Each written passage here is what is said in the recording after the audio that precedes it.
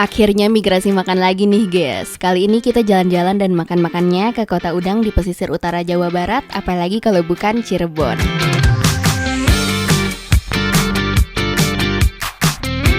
Jujur, kota satu ini tuh salah satu yang paling exciting sih buat dieksplor kulinerannya. Kayak makanan khas daerah dan yang lokal famousnya aja tuh udah banyak gitu loh. Contohnya ayam goreng ini nih, paling penasaran emang kalau sama yang goreng-goreng gurih pedes gitu. Kita bahkan dari Bandung sengaja nggak isi perut dulu karena niatnya mau sarapan di sini. Dia tuh jualannya gerobakan doang, tapi yang beli beneran nggak berhenti-berhenti cuy. Padahal ini masih pagi loh. Pilihan menunya juga nggak banyak, paling bisa request potongan ayamnya aja sama sate-satean kayak kulit, usus, atau ati ampela. Dia tuh tipe yang digoreng garing banget, bumbunya juga harum gurih, dari pas masih digoreng juga udah semerbak deh. Habis gitu dikasih taburan serundeng buat diul-ul sama nasi angetnya. Nah, yang bikin beda tuh sambelnya, dia kayak pakai petis gitu. Jujur kita kurang cocok sih sama rasa sambelnya ini. Tapi kalau ayam dan bumbu serundengnya nagih sih, apalagi kulitnya yang super crispy. Dari sana mumpung masih lumayan pagi, kita cari yang seger dulu lah. Ruko vintage ini juga sering banget kan ya lewat di FYP kulineran Cirebon. Lucunya ternyata mereka belum lama buka cabang di Bandung padahal. Gak apa-apa lah, kita coba langsung di pusat sebelum coba yang di Bandung. Susu murni di sini tuh nggak cuma yang tawar, tapi ada banyak pilihan rasa dan warna-warni juga nih menarik. Terus uniknya lagi, kalau minum langsung di sini tuh pakai botol soft drink beling yang sama-sama vintage nih. Tapi ternyata banyak juga loh yang kesini buat beli literan atau beli kefir dan yogurtnya. Dari susu murni Lawang Gada ini kayak masih jam 11-an gitu, dan karena kita masih bawa-bawa barang, jadi pengen cari tempat ngadem dan makan siang yang enak buat diem lama-lama sambil nunggu waktu check-in. Yang satu ini kayaknya lagi hits ya. Seatingnya tuh hampir semua keisi dan untung kita datangnya pas ada yang cabut, jadi dapet nih duduk di indoornya yang ber-AC. Buat menu-menunya masih ala family resto cafe gitu, tapi banyak yang menarik yang kayaknya jarang ada di cafe resto lain. Mulai dari Asian dishes kayak chicken thai basil dan egg chiffon, atau yang nusantaraan kayak mie nyemek Jawa dan dori sambal matah gini juga ada kok. Tapi favoritnya si Pasu nih si buttermilk chicken ini. Dia tuh kayak ayam shihlin yang dikasih saus creamy gurih gitu. Kalau aku sih enjoy banget sama cemilan dan pastry-pastryannya. Lumayan lama sih kita di sini karena betah, sampai kelewatan tuh waktu check-in. Abis PW banget, adem. Jadi sekalian aja lanjut UFC dan pesen kopinya. Aku cobain kopi susu dan signature coffee mereka, surprisingly oke juga loh. Dari sana biar nggak ribet bawa barang, kita check in dulu ke daerah Pancuran. Ini hotelnya masih baru banget dah. Ketahuan dari furniturnya yang masih grass dan masih bau pelitur. Bahkan elektronik kayak kulkasnya aja ini belum pernah diisi apa-apa deh kayaknya. Udah siap lanjut jalan, mumpung cuaca oke, kita mutusin buat ke Keraton Kasepuhan di hari pertama ini. Lumayan sambil killing time dan nunggu perut kosong kan. Harga tiket masuknya normalnya 15.000 kalau nggak salah. Tapi saranku mending beli yang terusan aja deh. Harganya 30.000,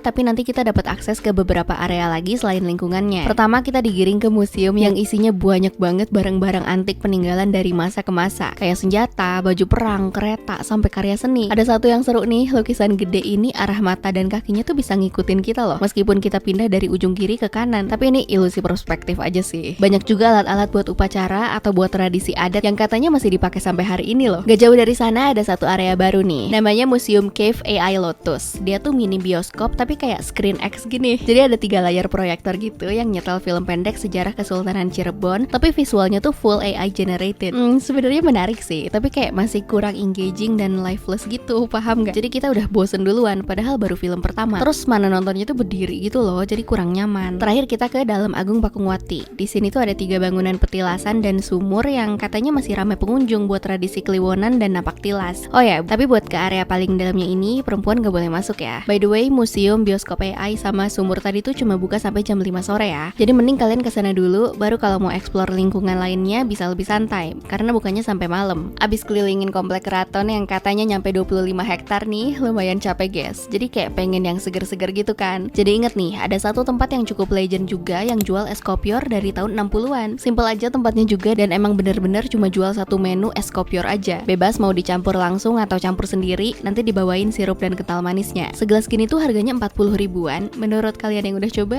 worth it nggak? Capek udah hilang dan perut mulai lapar juga, kita lanjut cari makan deket-deket sini aja. Kemarin kita sempet nandain ada satu kuliner mie yamin yang lumayan bikin kepo sih. Dia tuh jualannya di gerobak gitu dan masaknya masih pakai arang yang harus dikipas-kipas. Makanya namanya mie yamin kipas. Tapi pas kita datang ternyata tempat makannya tetap proper kok di dalam ruko gitu. Pilihannya cuma 2 ya, yang asin dan manis, tapi bisa request juga mau dibikin medok atau pilih racik sendiri. Seporsinya lumayan banyak banyak, dapat semangkok isian bakso ayam, bakso sapi, tahu, dan pangsit rebus juga. Jujur ini murah sih, tapi kalau rasa nggak yang terlalu gimana-gimana. Mie-nya tuh tipe yang kecil-kecil, halus gitu, terus di atasnya ditaburin kayak kriukan gitu yang bikin beda dari mie Yamin lainnya. Aku sama si Pasu malah doyan sama tahu baksonya ini. Enak sih, kayak boleh nggak pesen tahu baksonya aja.